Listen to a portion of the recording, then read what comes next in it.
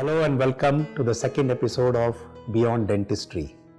In the previous episode, we spoke about posture and spine and how the alignment of teeth can impact them. Today we are going to talk about snoring and sleep apnea. We have with us Dr. Sangamitra Dasgupta. Hello Dr. Sangamitra, welcome to the show again. Thank you. We often talk about, oh, so-and-so person is snoring, and then we make a fun and laugh about it. What's your take on that?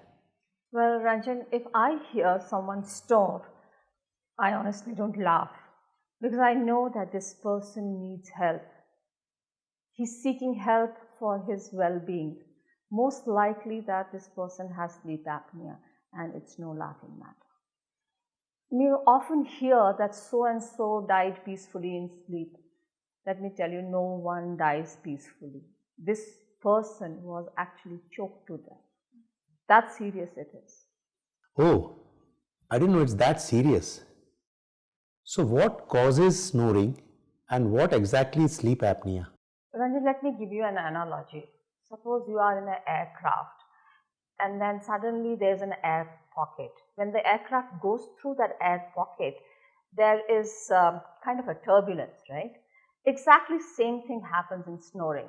When the tongue falls back onto the windpipe, the turbulence, what is experienced in the aircraft, same thing is happening inside the body, and that is what is nothing but snoring. Now, coming to sleep apnea. Sleep apnea is a situation wherein a person wakes up several times during sleep.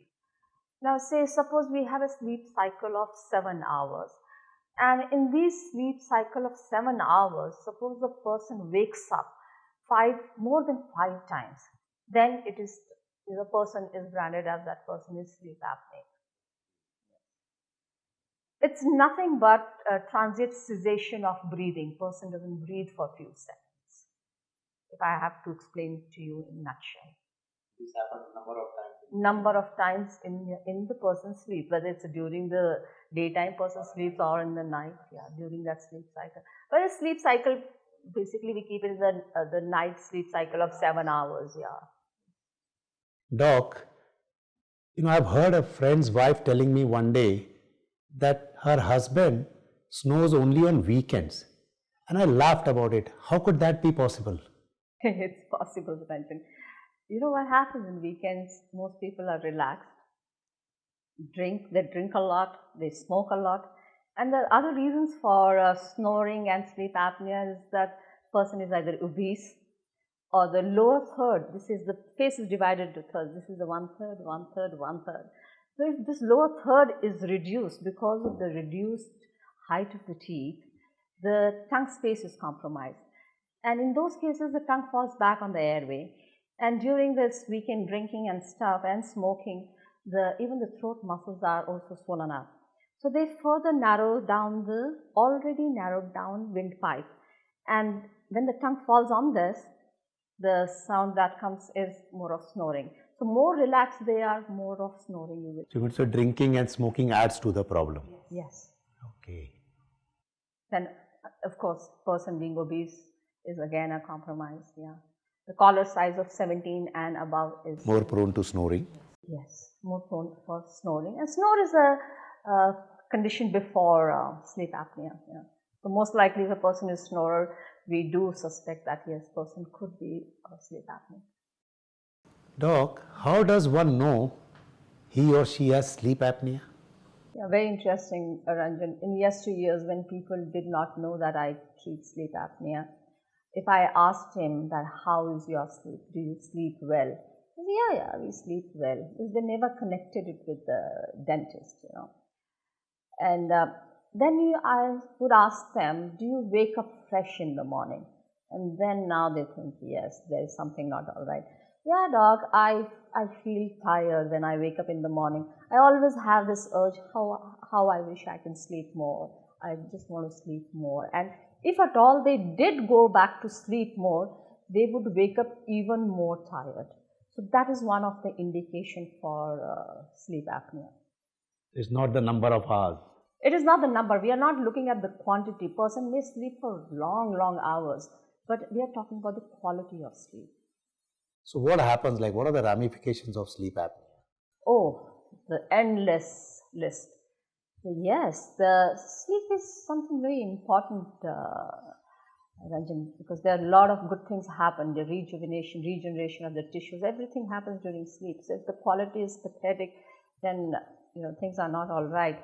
But to name a few diseases, like the person cannot focus on work, coordination of work, then impotence is associated with it, diabetes, arrhythmias, heart attacks can happen, and stroke, person gaining weight, you're driving and you're not able to focus, the coordination is not there, dementia, forgetfulness. So all these part of sleep apnea. Just because Just proper because person, lack of sleep.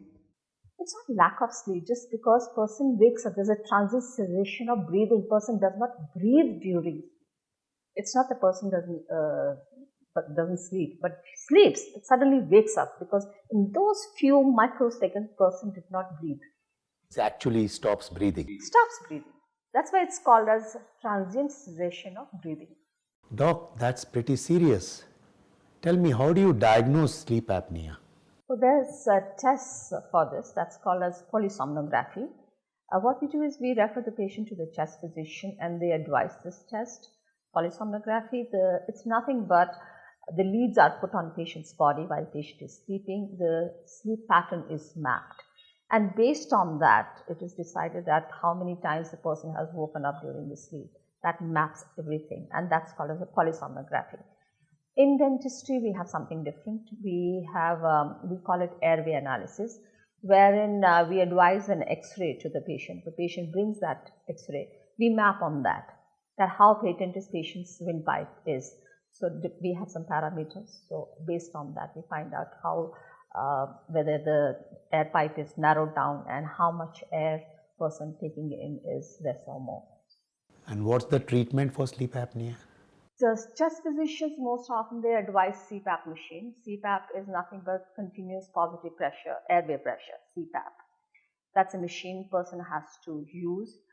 So what we have seen, and there are studies to prove that the first 1 year the compliance is high. Then slowly, patients these days don't take these things very seriously. So it becomes way of their life, and slowly what happens is these machines go in one corner of the house. That's what happens with this. They're supposed to use it daily. Daily, every single night they're supposed to be using it. As I told you, it's a deadly disease. And we in dentistry, we also make the appliances for that. The sleep apnea appliances. These are basically called anti-snore devices and also sleep apnea appliances. With that also the compliance is the same. First 1 year or 2 years patient uses, and then once they discontinue and then they don't think about it. It just lies in one corner of the house. But knowing that when we found out that this is what the patients do, we started doing something differently. We started working on making the airway patent. So we started rehabilitating patient in 3 dimensions. Like as in the previous episode, we spoke about that how spine is connected with the jaw and the way teeth meet. So we started working on teeth and started rehabilitating patient on 3 dimensions. And that's how we are able to make the airway patent. And we have seen huge improvement in sleep apnea patients. Is it a surgery, doc? No. You mean the rehabilitating patient? Yeah. No, not at all. It is nothing but bioengineering. We work on, as I said, 3 dimensions. See, if the person has worn out teeth or the lower third of the face is reduced, the tongue space is compromised. Now what basically we have to do is we have to make enough room for tongue. Like there is a saying, tongue is all muscles and it makes no bones about it. So we create enough room for the tongue that it stays in place, doesn't get angry, stays in place, and when the person lies down, does not fall back on the airway.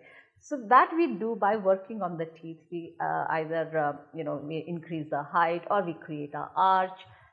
So basically we are working in 3 dimensions, no surgery, no aggressive treatment, but just a bioengineering. Is this found only with the adults or even kids suffer from it? Oh, thank you, Ranjan. Thank you for asking this question. Every 3rd or 4th child that I see that there is a mild to moderate sleep apnea in a child. And the irony is that parents don't know it. And when you ask the parents, the same similar question when you ask, does your child sleep well? They say, oh doc, I'm fed up. My child is sleeping all the time. Again, the quantity is more. But he's waking up so often that they don't know that child is not able to explain because child doesn't know that this is what is happening. So there again, the quantity is more, quality is compromised. The breathing stops. Breathing stops in between. And then what you see is this child is compared to other children, he's sluggish, he's cranky, or he's hyperactive. And if you see the performance compared to the normal children, there will be a compromise. Doc, you said that the adults who are obese, who smoke a lot, drink a lot, are prone to sleep apnea. But why should children have that? They don't smoke or drink. Interesting. See, Ranjan, what if I tell you the teeth are the cause? You won't believe that, right? Actually, teeth are the cause. Like I said, we don't give any regard to the baby teeth. It's so very important to see children time to time and see that if the child has suppose a deep bite and the lower third of the face is dropped, at this stage if we intervene, because when these teeth fall off, the permanent teeth will not have enough room to come because they are laying the foundation for the permanent teeth, right? So they will not have enough room to get the optimal height. As a result, the person will become sleep apneic as the child grows up. Or you will see that a lot of kids, have you seen that when they sleep, they do this kind of sound, cut sound, they sleep. So when they do that, they will wear off the teeth. So again, there is a compromise on the tongue space. The tongue will fall on the airway and will cause that. Now another thing is the tonsils. A lot of kids suffer from tonsillitis. So there's an inflammation of tonsils that also chokes the airway. That again causes the airway obstruction. But mainly, when the tonsils sober down, so that should clear up the airway. But mainly what we see is that if the teeth height is less, there's a deep bite, there's a lower third drop, or there's a cross bite, which we will cover in the next episode or so. So what we see in these cases is that this child is definitely becoming sleep apneic. So at what age would you start treating a child? As early as 5 to 6 years. Yes, because treating a child is most gratifying. Because herein I have an assistance from Mother Nature. I take advantage of the growth period of the child to get that desirable result. And here it's minimally invasive. It's like I have to, whatever the problem the child has in his baby teeth, I just correct that and I get that desired result. I see. Because of the natural growth? Natural growth, yes, because he has whole maybe 6-7 years of growth period which he has further. So I take advantage of that. And then structurally you are correcting. If the jaw is protruding, I can correct that, I can guide because there is a growth period ahead of him. So that assists me. And then especially when you're the child you're treating for sleep apnea, imagine the child's performance you are increasing. You're addressing his health in totality. That's something is most dear to my heart. Doc, we spoke so much about cervical spine relationship with teeth. Can you show us any case where you have aligned cervical spine by working on teeth? Sure, Ranjan. This is a radiograph of a patient showing pre-treatment and post-treatment. In the pre-treatment radiograph on the left side, as you can see, there is an arrow showing the neck fold. And in the post-treatment radiograph, you can see that the neck is flattened out. And in case of the spine, you can see that the intervertebral space in the pre-treatment is much less, which has considerably increased in the post-treatment radiograph on the right side. As a result of that, there's much less pressure on the cervical spine. And if you see, the airway also has opened up. And on the other arrow, which is showing towards the lip, you can see even the space has increased there. The lower third height has been improved. In this case, we did the airway analysis. When the patient walked in, he had the airway of 12 millimeter, and after the treatment the airway has increased up to 17 millimeter. If you see the ideal values, they are 17 to 20 millimeter. So in this case, who was a moderately sleep apneic, we could actually get the ideal values and open his airway, and he is no more sleep apneic now. That's the difference we can create, Ranju. That was very informative, Doc.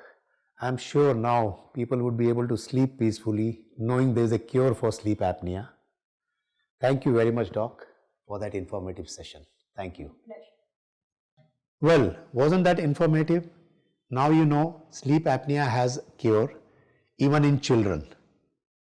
Snoring, do not take it lightly, because you know now the effects which snoring can cause, and even if it's on weekends, don't laugh about it. Take proper treatment, visit the doctor at the earliest, and do write to us how you like the program, what do you feel about it. Thank you, and see you in our next episode. Bye bye.